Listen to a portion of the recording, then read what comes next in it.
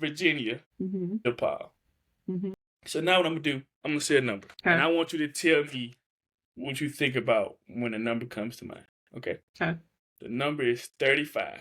Mm. Does that the number 35, does that have any Yeah. similarity with you post DePaul? It does? Yeah. So tell us about that. That's about the number of applications that I put into ESPN from the time I was a senior in a senior in college to the time I was about to graduate with my master's. So give or take over the course of 2.5 years, I applied to ESPN 35 times and got denied about 35 times. 35 times. Yes.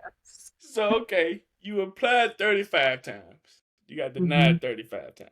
But the 30th time, you saw a breakthrough, right?